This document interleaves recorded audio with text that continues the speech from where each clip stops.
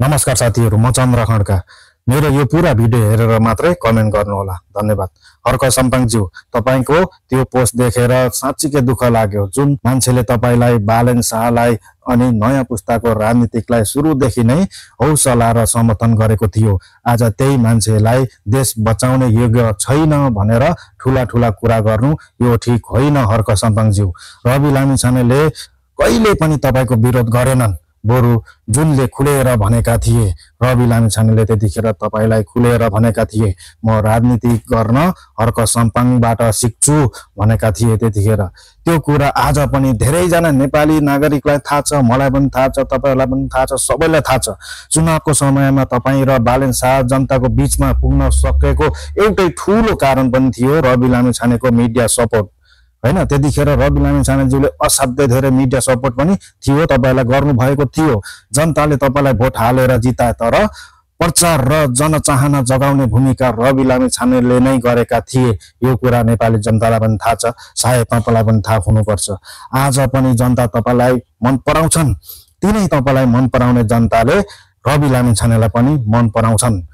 त्यही माटो हो, माटो एउटै हो, त्यही देश हो, नेपालै हो, र त्यो सपना पनि तपाईहरुको एउटै हो, नेपाल बनाउने। तपाईहरु सबैको सपना यही हो, देश विकास बनाउने, देशका जनतालाई सुख दिने, देशका नागरिकलाई सुख दिने, हैन? देशमा सुशासन ल्याउने, समृद्धि ल्याउने, भ्रष्टाचार नभएको देश बनाउने तपाईहरुको चाहना सबैको एउटै हो। तर तपाईहरु अहिले जुन भाषामा बोल्न थाल्नु भएको छ, त्यो जनताको सपना होइन, राजनीतिकले भित्राएको घमण्ड हो। आजको दिनमा तपाईहरु हर्क सम्पाङ, बालेन शाह, रवि लामिछाने तिनै नाम हुन् जसले पुराना पार्टीलाई हल्लाएका हुन्, तर तपाईहरु एक अर्कामाथि आरोप लगाउन थाल्नुभयो भने पुराना दलका भूतहरु फेरि बाँच्ने छन्, र त्यति बेला तपाईहरु सबै इतिहासको पानामा अवसर गुमाएको पात्र बन्नुहुनेछ। यो कुरा धेरै समय लाग्दैन, यो टाइम धेरै लाग्दैन।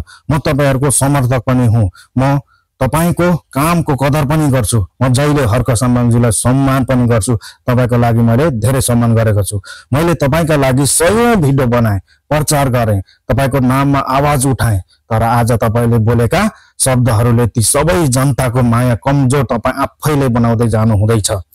नेताले जहिले पनि जनता जोड्नु पर्छ, होइन कि जनता फुटाउने काम गर्ने। तपाईले नै अहिले जनता जोड्ने होइन, तपाई आफैले जनता फुटाउने काम गरिराख्नु भएको छ।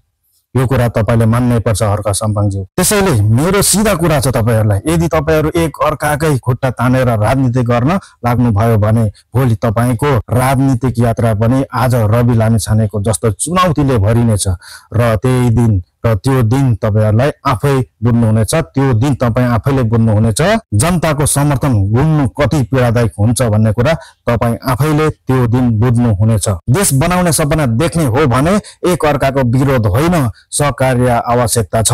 पुराना नेताहरू मिलेर फेरि शक्तिशाली हुँदैछन्, तर तपाईहरु भने हावामा बाण हान्दै व्यस्त हुनुहुन्छ।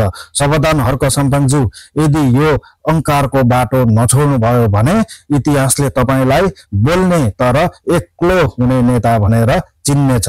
यो कुरा तपाईले बुझ्नुपर्छ, र कुनलाई समर्थन गर्ने, कुनलाई गाली गर्ने, र कुनलाई आवश्यक भन्दा धेरै नबोल्ने भन्ने कुरा तपाई आफैले बुझ्न अत्यन्त धेरै जरुरी छ। कृपया राजनीतिक दलहरूले जनता जोड्ने काम गरौं, जनता तोड्ने काम होइन।